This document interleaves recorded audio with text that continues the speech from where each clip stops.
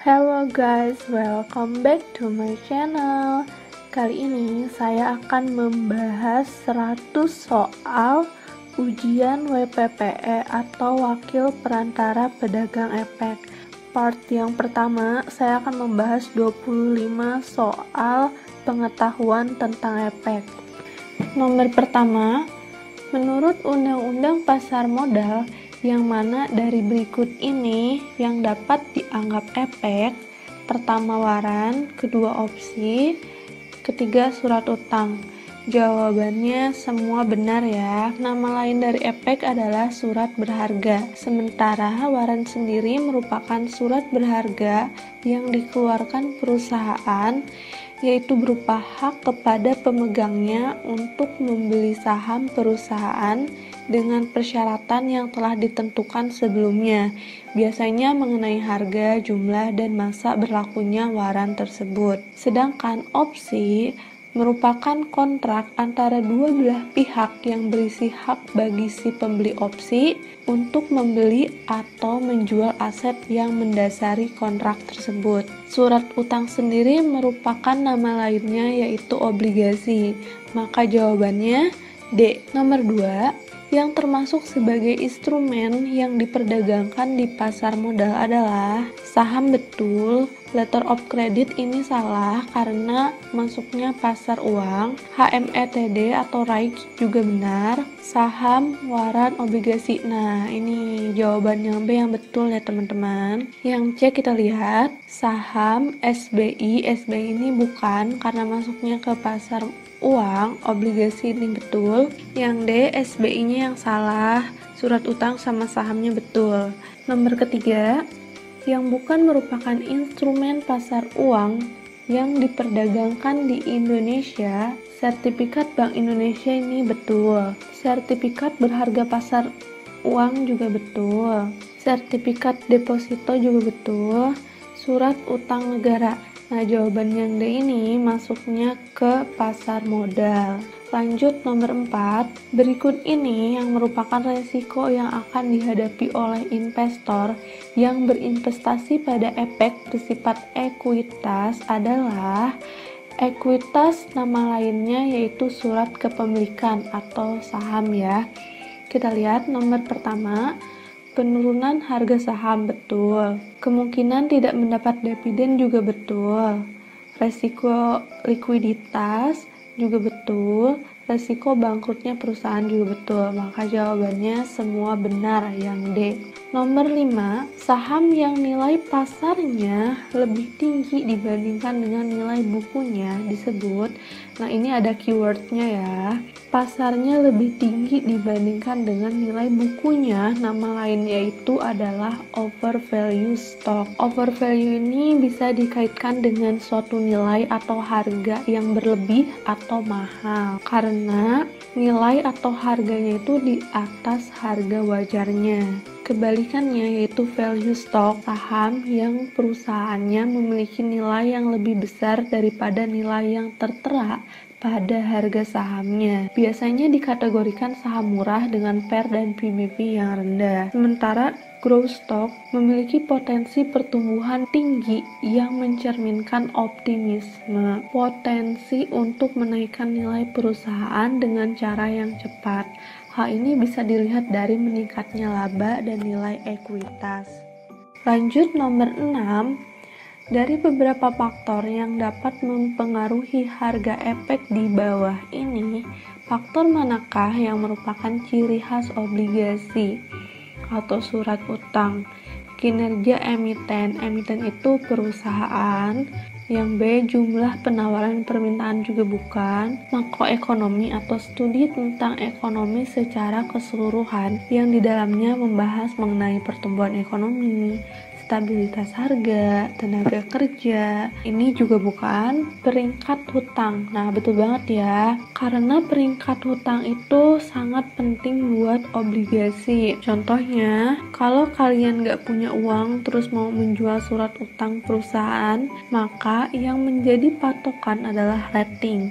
Karena ketika perusahaan kalian gak pernah gagal bayar dan gak ada kendala, maka ratingnya bisa naik. Ada istilahnya tuh investment grade dan non-investment grade.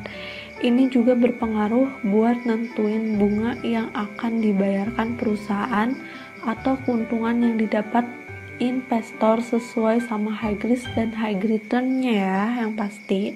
Jadi jawaban yang betul adalah D. Yankee Bond USA, Samurai Bond Jepang, Dragon Bond Hong Kong, Bulldog Bond Inggris, Matador Bond Spanyol merupakan contoh dari jenis obligasi foreign bond ya, ini namanya. Nomor 8. Bagi investor, imbal hasil yang normal dari investasi obligasi adalah, langsung aja jawaban yang betul adalah B.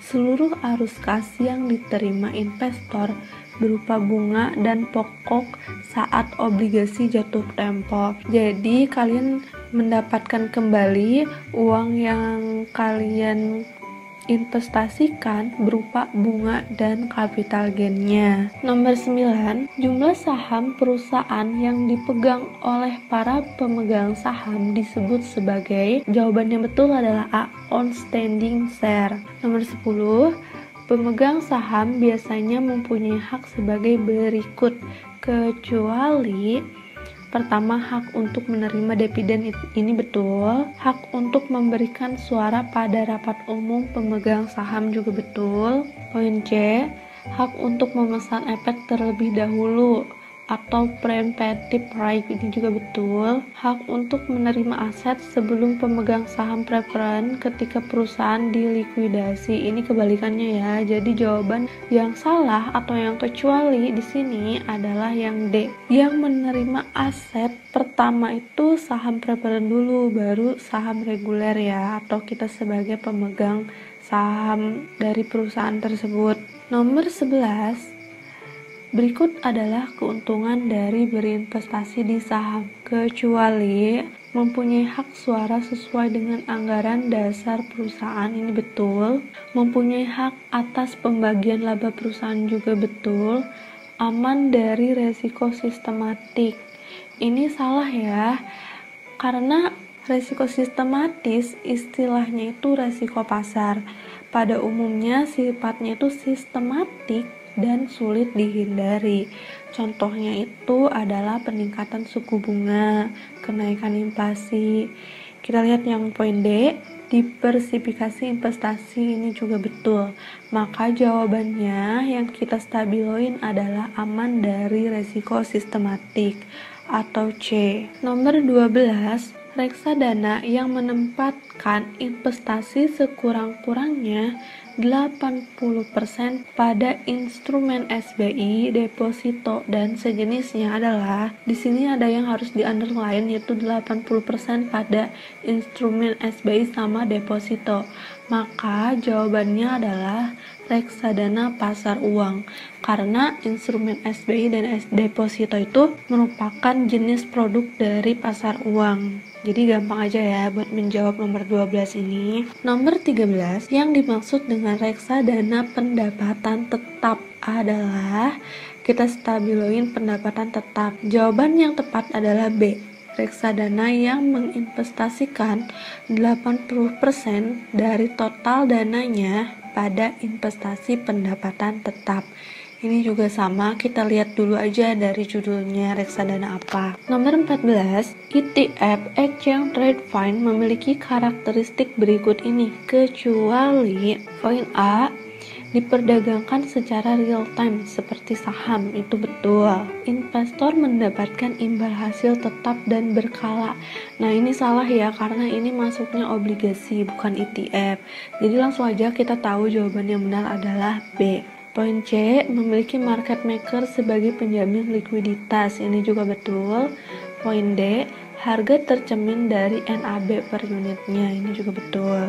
Nomor 15, yang dimaksud dengan efek derivatif adalah efek turunan dari efek utama yang bersifat penyertaan maupun utang.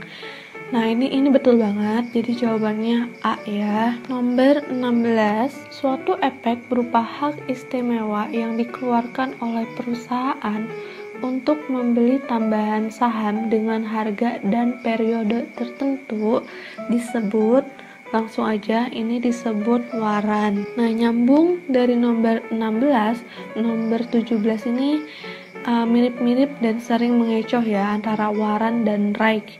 Kita lihat ya, suatu hak yang melekat pada saham yang memberikan kesempatan bagi pemegang saham yang bersangkutan untuk membeli saham baru sebelum ditawarkan kepada pihak lain disebut right atau hak HMETD. Nah, buat keywordnya yang harus digarisbawahi adalah membeli saham baru. Kalau ada tulisan membeli saham baru, ini masuknya ke right karena istilah-istilah sebelumnya itu mirip banget. Yang membedain itu kalian harus telitinya detailnya di membeli saham baru buat membedakan antara waran dan right. Nomor 18, opsi bagi investor untuk membeli saham selama satu kurun waktu tertentu pada harga tertentu disebut dengan, untuk membeli itu disebut call option. Sebaliknya, opsi untuk menjual namanya put option.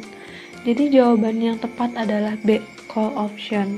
Nomor 19, seorang klien yang ingin melindungi nilai sahamnya dari kerugian akan membutuhkan, nah, nilai saham dari kerugian keywordnya.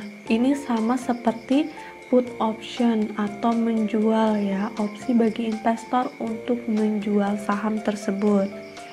Jadi jawaban yang tepat adalah C, put option. Nomor 20, tindakan strategis perusahaan secara umum yang dilakukan oleh emiten dan secara signifikan dapat mempengaruhi harga maupun jumlah saham perusahaan dikenal dengan istilah corporate action. Ini udah detail banget sih istilah dari corporate action. Nah, sementara stock split di sini adalah pemecahan saham. Misalnya nih, saham yang tadinya 10.000, terus stock split 1:10, dipecah, sekarang harga sahamnya satu lembar jadi 1.000 karena udah dipecah yang tadinya 1 jadi 10 itu.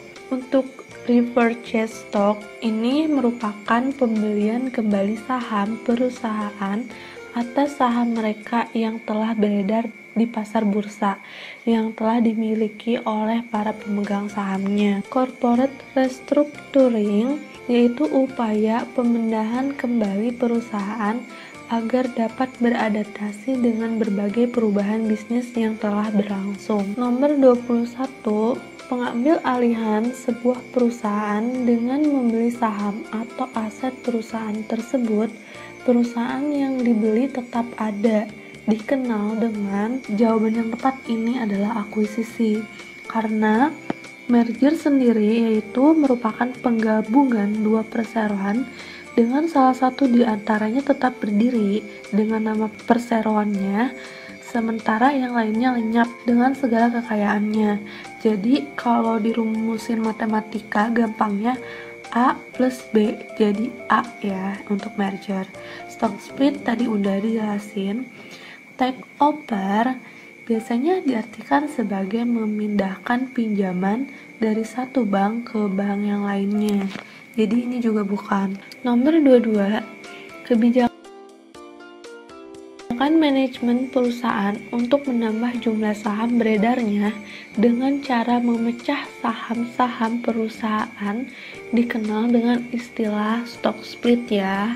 Nomor 23, jenis saham yang cenderung diperdagangkan pada harga lebih rendah jika dibandingkan dengan nilai fundamentalnya sehingga dianggap under value, memiliki hasil dividen yang tinggi, dan price to earning rasionya yang rendah, merupakan ciri-ciri dari value stock. Nomor 24, saham-saham blue chip adalah saham-saham yang merupakan saham yang diburu investor karena beberapa hal di bawah ini, kecuali selalu menghasilkan laba perusahaan yang tinggi, memiliki kinerja keuangan yang sehat, memiliki resiko likuiditas yang tinggi. Nomor 4, diperdagangkan dengan harga dan fluktuasi yang wajar. Maka jawaban yang tepat adalah 1 dan 3. Nomor 25, dividen merupakan pembagian keuntungan yang diberikan perusahaan kepada para pemegang sahamnya. Ini betul. Pembagian keuntungan yang berasal dari laba bersih yang dihasilkan perusahaan. Ini juga betul. Pembagian keuntungan yang dibayarkan setelah mendapat persetujuan dalam RUPS perusahaan. Ini juga betul. Nomor 4, pembagian keuntungan yang diberikan perusahaan secara tetap setiap tahunnya. Ini belum tentu juga, tergantung dari kebijakan perusahaannya ya teman-teman. Maka jawaban yang tepat adalah A. 1, 2, dan 3 betul. Mekanisme perdagangan efek WPP pemasaran. Kita lanjutkan dari nomor 26. Pihak yang melakukan kegiatan usaha jual beli efek untuk kepentingan sendiri atau pihak lain disebut underline-nya usaha jual beli efek untuk kepentingan sendiri atau pihak lain. Namanya adalah perantara pedagang efek. Nah, sementara di sini manajer investasi, contohnya gini nih, si A dan B mau invest. Karena dia sibuk untuk menganalisis atau mengelola dana yang akan diinvestasikan, makanya dia percaya ke si C. Si C ini merupakan manajer investasi atau orang yang mengelola utang dari beberapa investor untuk diinvestasikan. Sementara emiten di sini nama lainnya adalah perusahaan. Wali amanat adalah pihak yang mewakili kepentingan pemegang efek yang bersifat utang. Lanjut nomor 27, lembaga penunjang di pasar modal Indonesia yang berwenang untuk menyimpan efek secara fisik maupun catatannya setelah sistem perdagangan efek yang bersifat script list dilaksanakan adalah, jawabannya adalah B. PT Kustodian Sentral Efek Indonesia atau singkatannya itu KSEI. Nomor 28, pihak yang menyelenggarakan jasa clearing dan penjamin penyelesaian transaksi bursa adalah KPEI. Sesuai dengan namanya ya, PT Clearing Penjamin Efek Indonesia. Nomor 29, menurut Peraturan Nomor 2 F3 SK, kegiatan clearing dan penjaminan atas transaksi efek bersifat utang dilakukan oleh KPEI. Nah, di sini antara KPEI dan KSEI itu sering kebalik-balik dan mengecoh ya. Yang menjadi pembeda itu tujuannya sendiri. Kalau KPEI tujuannya itu untuk menyediakan jasa clearing dan penjaminan penyelesaian transaksi bursa yang teratur, wajar, dan efisien. Sementara KSEI menyediakan jasa kustodian sentral dan penyelesaian transaksi efek yang teratur, wajar, dan efisien. Nomor 30. Dalam hal pemesanan, jumlah pembelian saham melebihi jumlah total saham yang ditawarkan di pasar perdana. Hal tersebut diistilahkan dengan, jawabannya langsung aja, oversubscriber. Nomor 31, suatu kegiatan penawaran umum saham yang dilakukan oleh emiten kepada masyarakat atau para pemodal berdasarkan tata cara yang diatur oleh Undang-Undang Pasar Modal dan peraturan pelaksanaannya dikenal dengan istilah A. Stock split, ini pemecahan jumlah lembar saham, jadi bukan ya. Yang B. Corporate action. Corporate action sendiri merupakan suatu aksi yang dikeluarkan oleh emiten atau perusahaan.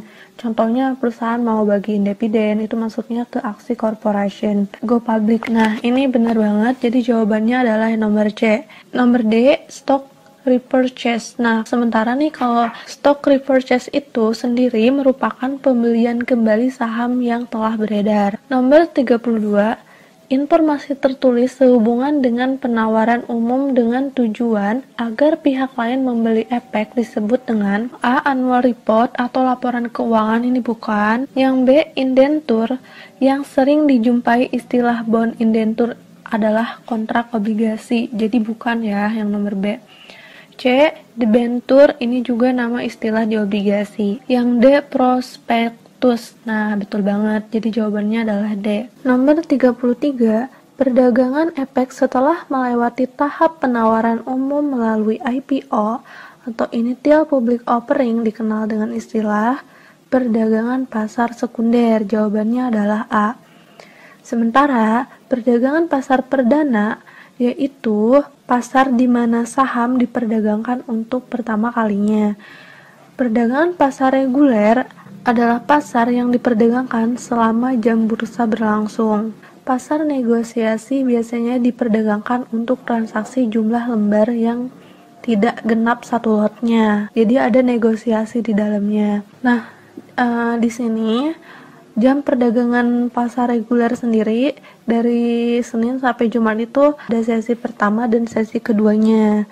Nah, kalau Senin sampai Kamis sesi pertamanya pukul 9 sampai jam 12, nanti masuk lagi sesi kedua pukul 13.30 sampai sekitar 15.50-an. Nomor 34, pihak yang berdasarkan kontrak dengan emiten melaksanakan pencatatan kepemilikan efek dan pembagian hak yang berkaitan dengan efek disebut dengan Biro Administrasi Efek. Nomor 35, penerapan prinsip syariah di pasar modal bersumber pada Al-Quran, betul.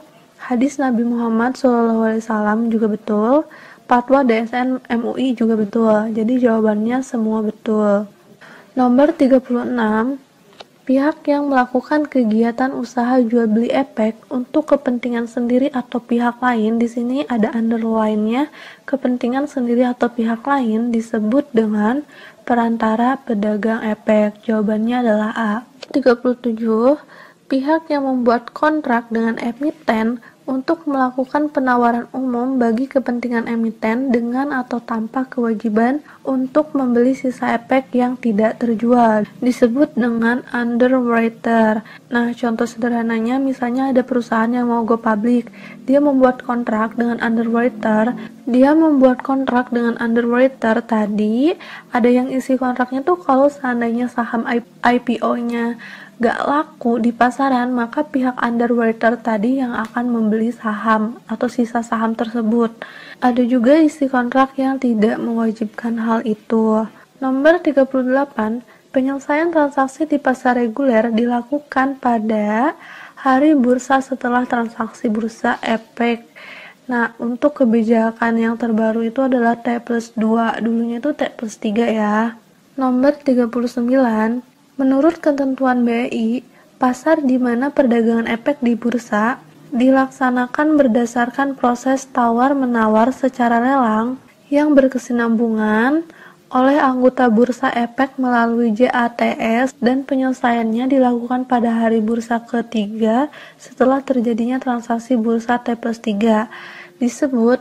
Nah, untuk yang terbaru ini T+2 ya. Namanya adalah pasar reguler. Nomor 40, berdasarkan peraturan nomor 2A tentang perdagangan efek bersifat ekuitas, JATS mengalokasikan penawaran jual dan permintaan beli yang dimasukkan ke JATS pada sesi pra-pembukaan di pasar reguler berdasarkan price dan time priority-nya ya.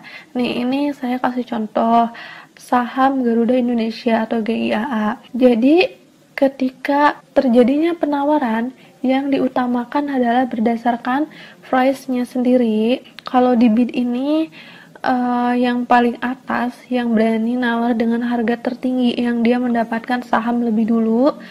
Dan ketika beberapa orang mempunyai harga permintaan yang sama, maka yang akan didahulukan adalah berdasarkan time priority-nya, orang yang lebih dulu dan juga harga.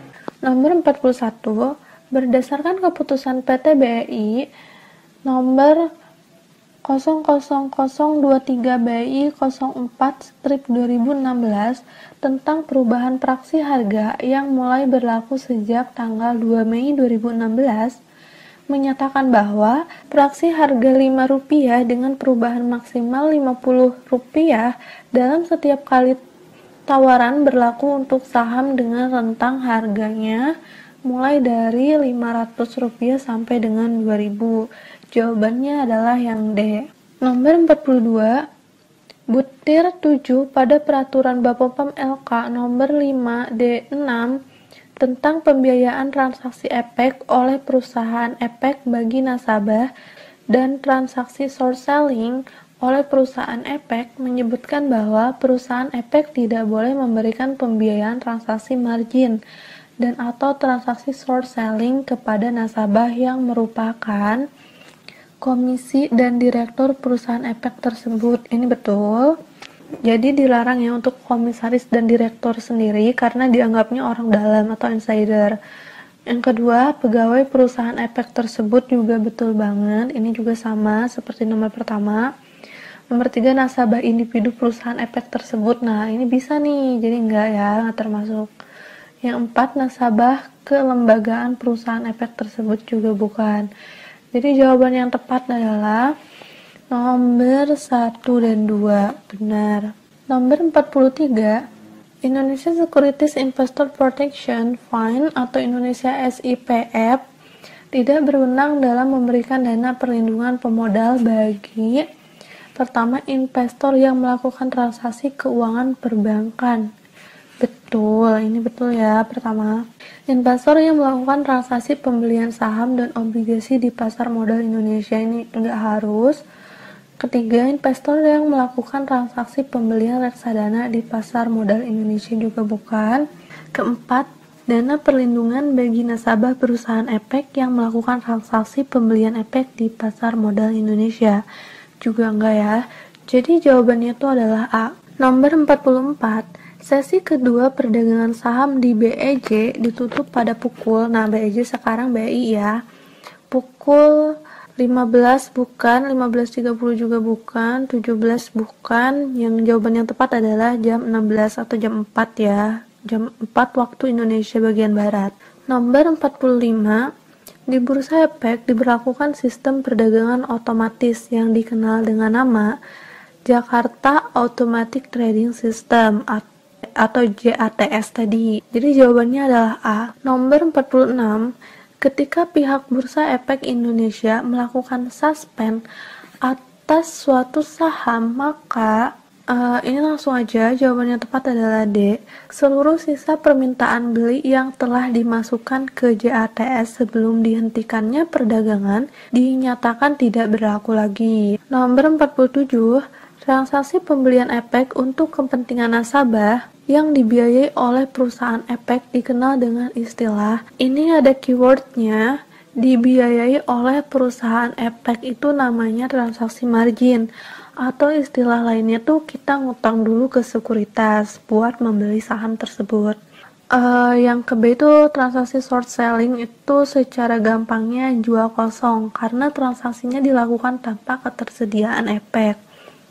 Transaksi efek itu yang sering kita perdagangkan, ini transaksi efek.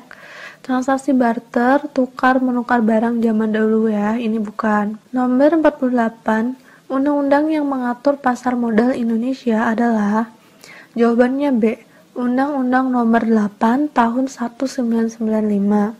Cukup jelas ya. Nomor 49, dalam hal harga pembukaan tidak terbentuk, maka tawar-menawar persentase auto rejection dan patokan harga auto rejection pada sesi perdagangan di pasar reguler dan pasar tunai berpedoman pada kondisi berikut ini.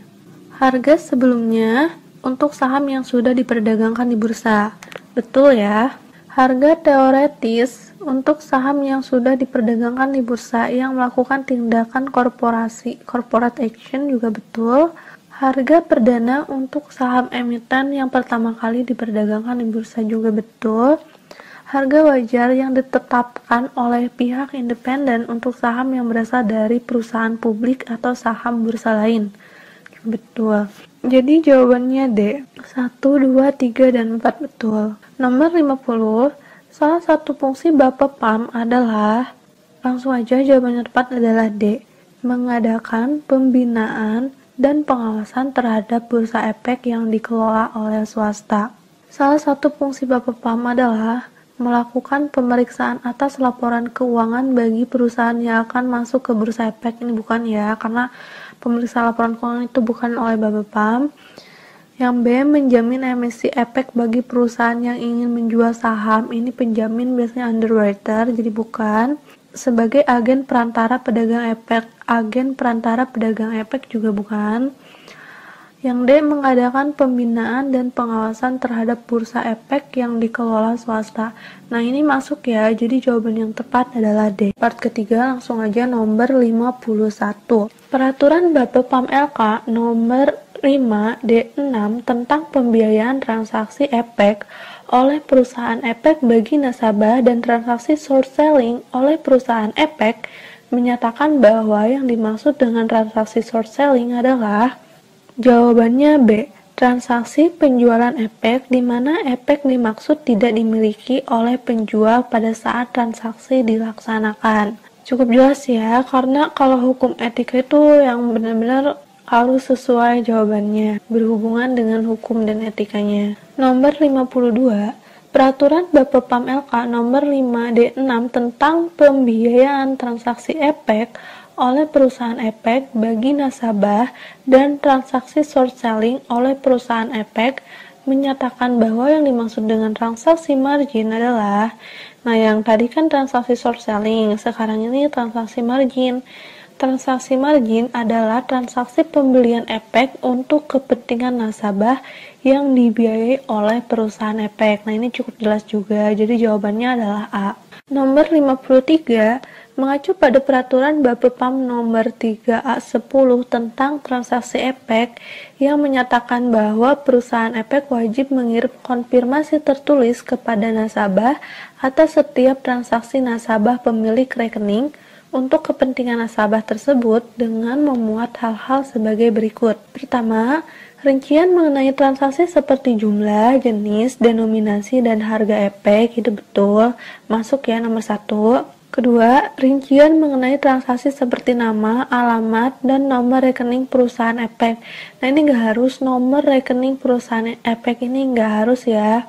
Ketiga, rincian mengenai transaksi seperti nama dan alamat nasabah dan nomor rekening efek. Nah ini baru betul, nomor rekening efek bukan nomor rekening perusahaan efek. Keempat, rincian mengenai tanggal transaksi dilaksanakan dan harus diselesaikan. Ini juga betul. Jadi jawabannya adalah C, 1, 3, dan 4 benar. Nomor 54, yang dimaksud dengan etika adalah standar perilaku manusia sebagai aturan-aturan yang tidak dapat dilanggar dan diterima masyarakat sebagai baik atau buruk. Nah, betul banget ya. Pengertian dari etika sendiri, jadi jawabannya adalah A. Nomor 55, setiap WPPE wajib menjunjung tinggi etika berikut ini. Pertama, melakukan transaksi untuk kepentingan perusahaan efek. Betul ya. Melakukan transaksi untuk kepentingan nasabah, ini juga betul. Melakukan transaksi yang tidak menimbulkan benturan kepentingan, ini juga betul. Membuat catatan atas penjamin emisi saham. Bukan ya. Jadi jawaban yang tepat adalah 1, 2, dan 3 betul. Nomor 56, perantara pedagang efek ingin membeli saham A dengan harga 5.000 per lembarnya. Pada saat yang hampir bersamaan, nasabah dari perantara pedagang efek tersebut juga ingin membeli saham A dengan harga 5.200 per lembarnya. Dalam kasus ini berlaku, pertama, PPE tidak boleh order beri di perusahaannya sendiri. Ini salah ya, kebalikannya. Nah, yang nomor kedua, PPE boleh order beri di perusahaannya sendiri. PPE itu perantara pedagang efek. Ketiga, nasabah boleh order lewat PPE tersebut. Betul. Nasabah tidak boleh order lewat PPE tersebut, ini enggak. Jadi jawabannya 2 dan 3 benar. C ya. Nomor 57, perusahaan efek dalam hal memberikan rekomendasi kepada nasabah untuk membeli atau menjual efek wajib pertama memperhatikan keadaan keuangan nasabah. Betul. Memperhatikan maksud serta tujuan investasi nasabah, itu juga betul ya, penting banget untuk mengetahui tujuan investasinya, terus keadaan keuangannya, dia tuh masuknya high grade atau high grade-nya juga. Tipe nasabahnya seperti apa itu harus tahu dulu karena akan berbeda dalam mengambil keputusan atau merekomendasikan saham yang cocok buat nasabah tersebut. Yang ketiga itu memberitahu kepada nasabah bila mempunyai kepentingan dalam efek yang direkomendasikan. Nah ini juga masuk. Jadi jawabannya D atau semua benar. Nomor 58, berdasarkan peraturan OJK nomor 22/2014 tentang prinsip mengenal nasabah oleh penyedia jasa keuangan di sektor pasar modal, Prinsip mengenai nasabah adalah prinsip yang diterapkan penyedia jasa keuangan di sektor pasar modal untuk pertama mengetahui latar belakang dan identitas nasabah itu betul, memantau rekening efek dan transaksi nasabah juga betul, melaporkan transaksi keuangan kecurigaan dan transaksi keuangan yang dilakukan secara tunai. Ini juga betul, jadi jawabannya adalah D, semua benar. Nomor 59. Tidak seorang pun diperbolehkan ambil bagian sendiri atau dengan teman sekutu dalam 2 atau lebih transaksi efek dari emiten yang dirancang untuk pertama menaikkan harga dari efek tersebut, itu juga betul. Menurunkan dari harga efek tersebut juga benar. Mempertahankan dari harga efek tersebut juga betul. Jadi jawabannya D, semua benar. Nomor 60. Berikut ini adalah tindakan yang dilarang dalam perdagangan efek. Perusahaan efek menentukan harga jual efek dalam rangka penawaran umum perusahaan seperti yang dijelaskan dalam prospektus penawaran umum. Harus, bukan ya teman-teman. Melakukan 2 transaksi efek atau lebih sehingga menyebabkan harga efek tetap naik atau turun dengan tujuan mempengaruhi pihak lain untuk membeli, menjual, atau menahan efek. Ini betul ya. Ketiga, melakukan tindakan dengan tujuan menciptakan gambaran semu atau menyesatkan mengenai kegiatan perdagangan keadaan pasar atau harga efek di bursa efek. Juga betul. Jadi maksudnya yang nomor 2 dan nomor 3 itu dilarang di perdagangan efek. Jawaban yang betul adalah B, 2 dan 3. Nah, sementara yang tidak dilarang itu yang nomor pertama, perusahaan efek menentukan harga jual efek dalam rangka penawaran umum perusahaan seperti yang dijelaskan dalam prospektus penawaran umum. Ini betul banget. Nomor 61, berdasarkan POJK 27/2014, seorang WPPE harus memiliki karakter yang baik seperti memiliki akhlak dan moral yang baik, cakap melakukan perbuatan hukum, tidak pernah melakukan perbuatan tercela dan atau dihukum karena terbukti melakukan tindakan pidana di bidang jasa keuangan, memiliki komitmen yang tinggi untuk mematuhi peraturan perundang-undangan yang berlaku. Nah, ini betul ya, jadi jawabannya D. Nomor 62. Berdasarkan POJK 27/2014, kewajiban untuk memiliki izin dari OJK sebagai WPPE berlaku sebagai pegawai perusahaan efek perantara pedagang efek yang melakukan kegiatan pemasaran. Benar. Ini betul ya. Melakukan kegiatan manajemen risiko juga betul. Melakukan kegiatan sebagai pejabat yang membawakan fungsi kepatuhan, betul. Melakukan kegiatan sebagai pejabat yang membawakan fungsi analisis atau riset perdagangan efek. Semuanya benar, jadi jawabannya adalah D. Nomor 63, berdasarkan POJK 27/2014, seorang WPPE diwajibkan untuk tidak bekerja lebih dari 1 perusahaan efek, betul banget. Melaporkan kepindahan ke perusahaan efek lain dalam waktu 14 hari juga betul. Mengikuti pendidikan berkelanjutan minimal 2 kali dalam setahun. Nah, ini nggak harus ya, nggak diwajibin. Bertindak dan bersikap profesional serta mempunyai wawasan yang luas di bidang pasar modal. Betul juga. Jadi jawabannya B. 1, 2, dan 4 benar. Berdasarkan POJK 24/2016, agen perantara pedagang efek terdiri dari APPE kelembagaan. Ini betul. APPE perorangan juga. APPE khusus ini enggak ya. Jadi jawaban yang betul adalah B. 1, 2 benar. Nomor 65.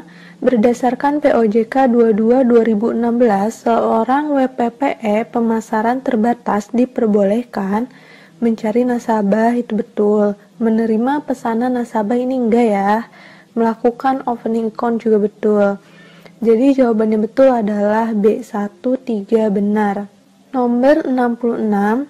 Manakah di bawah ini termasuk larangan seorang WPPE? Pertama, melakukan transaksi atas nama nasabah yang tidak sesuai dengan perintah nasabahnya. Ini betul ya, termasuk ke larangan seorang WPPE. Kedua, meminta bagian laba dari nasabahnya. Itu juga, ini termasuk dilarang. Nomor 3, menerima uang nasabah sebagai jaminan atas kerugian yang diderita nasabah dalam suatu transaksi efek pembiayaan. Ini bukan larangan ya, jadi bisa. Nomor 4, atas nama perusahaan memberikan rekomendasi untuk membeli atau menjual saham tanpa memperhatikan tujuan investasi dan keadaan keuangan nasabah. Nah, ini dilarang ya, karena tidak memperhatikan tujuan investasi nasabahnya. Jadi jawaban yang betul adalah D, 1, 2, dan 4 benar. Nomor 67, perbedaan antara etika dan etiket yang salah adalah underline yang salah. Etika memandang manusia rohaniah dan etiket memandang lahiriah. Betul. Etiket bersifat mutlak, etika bersifat relatif. Nah, ini salah ya. Jadi jawabannya adalah B. Nomor 68, yang bukan termasuk dalam prinsip-prinsip etika profesi, yaitu sikap baik harus, tanggung jawab juga harus, kejujuran harus, suka menolong itu enggak ya. Bukan termasuk prinsip etika profesi. Jadi jawabannya adalah D. Nomor 69. Perusahaan efek yang bertindak sebagai perantara pedagang efek dalam melakukan aktivitas bisnisnya wajib mematuhi ketentuan peraturan perundang-undangan yang berlaku dan menjunjung tinggi etika. Pengertian etika dapat diartikan sebagai suatu cabang dari filosofi yang berkaitan dengan kebaikan, rightness atau kesusilaan, morality dari perilaku manusia yang diartikan sebagai aturan-aturan yang tidak dapat dilanggar dari perilaku yang diterima masyarakat sebagai baik atau buruk. Ini udah komplit banget jawabannya ya, dan benar. Jadi jawabannya adalah A. Nomor 70, OJK dapat memberikan izin WPPE kepada perseorangan dalam fungsi perusahaan efek sebanyak satu atau lebih segmentasi. Jawabannya C ya. Nomor 71, izin WPPE pemasaran dan pemasaran terbatas tidak dapat digunakan sebagai salah satu syarat. Pertama, bekerja sebagai perusahaan efek yang menjalankan kegiatan usaha sebagai perantara pedagang efek di fungsi pemasaran. Ini bisa digunakan ya. Nomor 2, bertindak sebagai agen perantara pedagang efek juga betul. Ketiga, pemenuhan persyaratan kompetensi sebagai direktur perusahaan efek. Nah, ini jadi jawabannya adalah C, 3 yang benar ya. Karena di sini ada underline-nya. Tidak dapat digunakan sebagai salah satu syarat ya. Lanjut nomor 72. WPPE pemasaran dapat bertindak sebagai penanggung jawab atas fungsi pemasaran yang melakukan kegiatan usahanya sebagai perantara pedagang efek di lokasi di bawah ini. Pertama, kantor pusat, 2 kantor cabang. Nah, yang betul kantor cabang ya. Jadi jawabannya A2. Nomor 73. Peraturan mengenai tata cara permohonan izin WPPE pemasaran dan WPPE pemasaran diatur di dalam peraturan OJK POJK di bawah ini. 27 POJK 04 2014 tentang perizinan wakil penjamin emisi efek dan wakil perantara pedagang efek. Betul ya. POJK 04 2016 tentang perizinan perusahaan efek yang melakukan kegiatan usaha sebagai penjamin emisi efek dan perantara pedagang efek. Jadi jawaban yang betul adalah nomor pertama benar. Nomor 74, syarat pemilik izin WPPE pemasaran dan pemasaran terbatas untuk menjadi direksi pada perusahaan antara lain bekerja lebih dari 5 tahun sebagai WPPE pemasaran atau pemasaran terbatas. Bukan, bekerja lebih dari 8 tahun sebagai WPPE pemasaran atau pemasaran terbatas juga bukan. Mendapatkan sertifikat keahlian untuk memiliki izin WPPE. Nah, nomor 3 adalah benar ya. Jadi jawabannya adalah C, seperti sertifikasi WPPE yang diadakan oleh Teachme. Nomor 75, apakah yang dapat melatar belakangi adanya kebutuhan agen perantara pedagang efek? Memperluas jaringan kegiatan pemasaran efek bagi PPE termasuk membentuk linkage pemasaran efek dengan lembaga jasa keuangan, membentuk lembaga perorangan untuk melakukan kegiatan pemasaran efek, kegiatan pasar modal, menata praktik jasa pemasaran efek, pengembangan praktik dan produk jasa keuangan, termasuk jasa keuangan selain pasar modal. Nah, ini betul semua ya, jadi jawabannya adalah semua benar D. 25 soal analisa ekonomi keuangan perusahaan dan investasi WPPE pemasaran, lanjutan dari video part ketiga yang kemarin. Kita lanjutkan ke nomor 76. Berdasarkan asal katanya dalam bahasa Yunani yaitu oikos dan nomos, ekonomi berarti pengaturan rumah tangga. Ini cukup jelas ya. Nomor 77. Hukum permintaan menyatakan bahwa hukum permintaan berbunyi bila harga turun maka permintaan akan naik. Bila harga naik maka permintaan akan turun. Ceteris paribus. Ini ada kurvanya. Maka jawaban yang tepat itu adalah C. Apabila harga barang naik, maka jumlah permintaan barang akan turun. Dan bila harga barang turun, maka jumlah permintaan barang akan naik. Ini hukum permintaan. Maka jawaban yang tepat adalah C. Nomor 78, salah satu hal yang dapat menyebabkan kurva penawaran bergeser dari S1 ke S2 adalah kenaikan jumlah permintaan barang.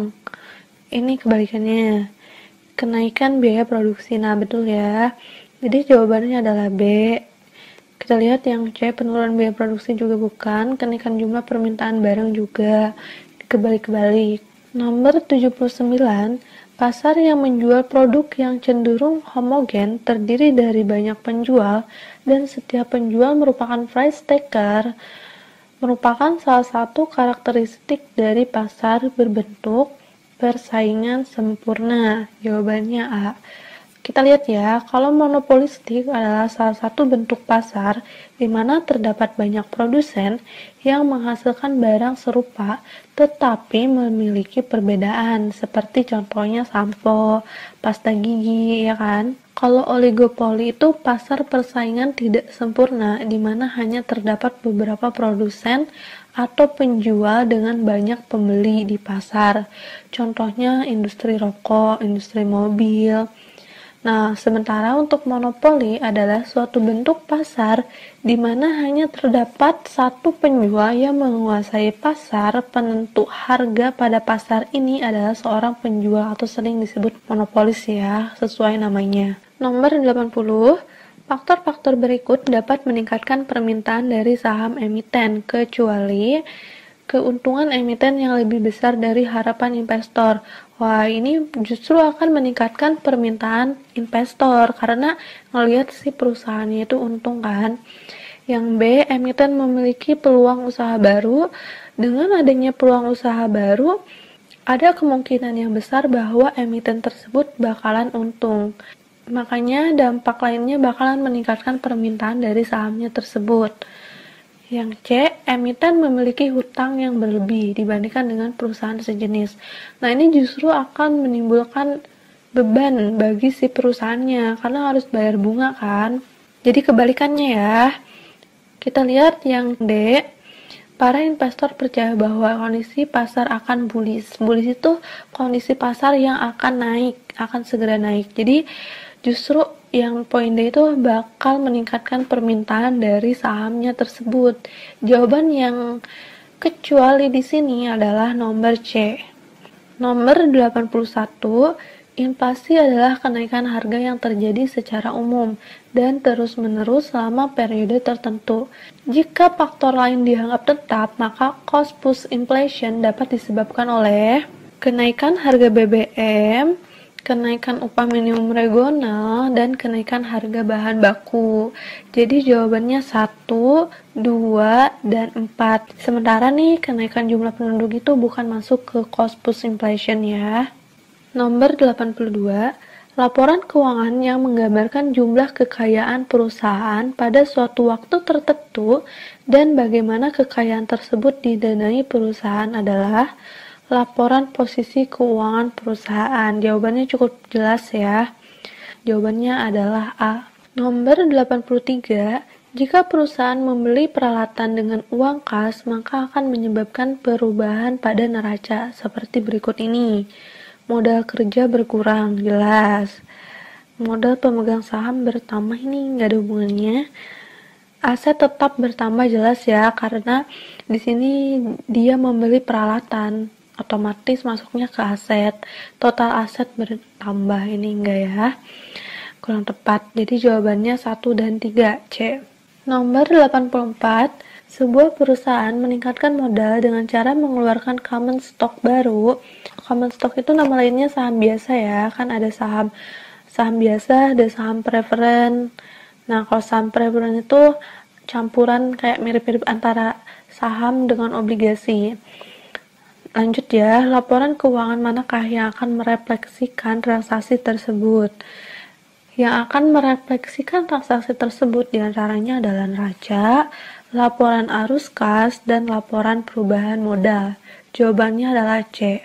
Nomor 85, aktivitas manakah berikut ini yang bukan merupakan arus kas dari kegiatan investasi? Menjual satu divisi dari perusahaan, bukan ya, membeli mesin baru juga bukan, membeli bahan baku produksi. Nah, jawabannya adalah C ya. Yang bukan merupakan arus kas dari kegiatan investasi, bukan ya. Membeli bahan baku produksi itu bukan kegiatan investasi, karena kan itu keharusan suatu perusahaan dalam menjalankan bisnisnya, bukan kegiatan investasi ya. Kalau investasi itu sesuatu yang diinvestasikan untuk masa depan. Nomor 86, variabel yang dapat meningkatkan ROE atau Return on Equity adalah sebagai berikut, kecuali naiknya laba bersih perusahaan, ini betul ya, masuknya ke ROE. Besarnya equity multiplier perusahaan juga, besarnya rasio return on asset perusahaan, naiknya aset perusahaan. Nah, ini bukan ya, naiknya aset perusahaan bukan variabel yang dapat meningkatkan ROE. Jadi jawabannya D. Nomor 87, rasio yang umum dipakai untuk mengukur efektivitas penggunaan aset perusahaan adalah activity ratio. Nah, ini ada keywordnya nih. Untuk mengukur efektivitas pengguna aset atau activity ratio. Nomor 88, nilai buku atas ekuitas perusahaan adalah, jawabannya langsung aja B, nilai ekuitas perusahaan yang umumnya dapat dilihat seperti yang tercatat pada laporan posisi keuangan perusahaan. Nomor 89, meskipun bersifat ekuitas, saham preferen memiliki hak seperti efek bersifat hutang. Hal ini yang menyebabkan saham preferen dikenal dengan sebutan hybrid security. Nah, jawabannya D ya. Nomor 90. Sebuah surat utang negara berumur 5 tahun dengan bunga kupon sebesar 10% ditawarkan kepada masyarakat umum. Jika tingkat bunga pasar saat ini adalah sebesar 8%, bagaimanakah harga jual surat utang tersebut? Nah, jika tingkat bunga pasar saat ininya 8% kan, kalau sementara tingkat kuponnya sebesar 10% ini, maka namanya dijual dengan harga premium. B ya, jawabannya betul. Karena harga di pasar itu lebih rendah dibandingkan bunga kuponnya sendiri. Nomor 91, kondisi di mana investor memiliki ketidakpercayaan yang tinggi terhadap kondisi pasar modal dan memprediksikan bahwa harga saham akan terus turun dalam waktu dekat merupakan sebuah indikator bahwa pasar modal sedang dalam kondisi bearish atau penurunan ini kan.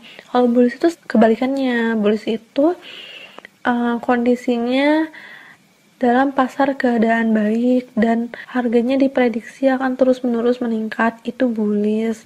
Nah, bearish itu sesuai namanya, beruang, identik beruang itu selalu mencakar kan ke bawah, jadi harga pasar bakalan turun. Kalau bullish itu dia menunduk gitu loh ke atas, gitulah. Nomor 92, yield to maturity atau YTM, sebuah obligasi merupakan tingkat pengembalian yang diperoleh investor hingga obligasi jatuh tempo. Betul. Tingkat diskonto yang dapat menyamakan harga pasar obligasi dengan nilai sekarang dari seluruh bunga kupon dan nilai pokok obligasi yang akan diterima investor. Betul juga. Expected rate of return dari sebuah obligasi, betul. Required rate of return sebuah obligasi, bukan. Jadi jawabannya adalah 1, 2, dan 3 benar. C ya. Nomor 93. Untuk menghindari resiko kerugian investasi di pasar modal, investor bisa melakukan diversifikasi risiko dengan cara membeli beberapa jenis saham dengan karakteristik yang berbeda dalam hal pertama jenis industrinya, misalnya industri finansial sama properti. Secara langsung kan bisa mendiversifikasi kerugian saham kita. Risiko sistematik ini bukan ya, karena risiko sistematik itu sifatnya sulit dihindari. Contohnya adalah peningkatan suku bunga. Jadi semua jenis industri pun bakalan sulit menghindari risiko ini. Yang ketiga, risiko non-sistematik. Nah, ini betul ya. Jadi jawabannya B, 1 dan 3 benar. Apabila terjadi likuidasi pada perusahaan publik, maka urutan paling penting dari para penerima klaim adalah yang pertama adalah utang pajak dan gaji karyawan. Ini wajib ya untuk dibayarkan terlebih dahulu. Yang kedua, obligasi, karena obligasi merupakan surat utang. Lalu pemegang saham preferen dulu, yang sifatnya campuran antara saham biasa dan obligasi tersebut ya. Dan yang terakhir adalah pemegang saham biasa. Jadi jawaban yang betul adalah A, 2, 1, 4, 3. Nomor 95, analisa fundamental terhadap kinerja sebuah saham umumnya dilakukan dengan menganalisa data dan informasi berkenaan dengan hal-hal berikut ini, kecuali analisa earning per share, EPS betul, analisa ekonomi juga betul. Data historis harga perdagangan saham perusahaan di pasar modal ini nggak masuk ya, karena masuknya ke analisa teknikal. Data histori keuntungan perusahaan juga masuk. Jadi jawaban yang tepat adalah C. 96. Rasio likuiditas adalah rasio yang menggambarkan kemajuan perusahaan untuk membayar semua kewajiban jangka pendeknya. Jadi jawabannya adalah C ya. Ini keywordnya nih, membayar semua kewajiban jangka pendeknya. 97. Sebuah sekuritas akan dibeli jika required rate of return-nya lebih kecil daripada expected rate of return. Jawabannya adalah B. Jadi istilahnya itu tingkat pengembalian yang dibutuhkannya itu lebih kecil daripada tingkat pengembalian yang diharapkan atau expected return-nya. Nomor 98. Return on investment adalah tingkat pengembalian investasi yang bisa didapatkan dengan menghitung laba bersih dibagi dengan total aktiva. Betul ya, bisa. Net profit margin dikali dengan total asset turnover, betul. Return on equity dibagi dengan equity multiplier juga betul. Maka jawabannya adalah semua benar. Bisa ya, bisa dihitung dengan itu semua. Nomor 99. Suatu teknik analisa yang dilakukan untuk memprediksi harga sebuah saham dengan cara mempelajari pergerakan harga dan volume perdagangan merupakan teknik analisa yang dinamakan analisa teknikal. Nah, kebalikannya itu analisa fundamental ya yang tadi. Nomor 100, analisa yang membandingkan satu pos keuangan dengan pos keuangan lainnya dalam satu laporan keuangan perusahaan pada tahun yang sama secara vertikal disebut juga sebagai analisa common size. Ini cukup jelas ya, analisis common size. Analisis rasio itu ada kayak rasio likuiditas, rasio solvabilitas, rasio profitabilitas. Nah, kalau common size itu yang ini ya. Kalau analisa fundamental itu berdasarkan laporan keuangannya. Demikian 100 pembahasan soal mengenai wakil perantara pedagang efek. Semoga bermanfaat. See you next time.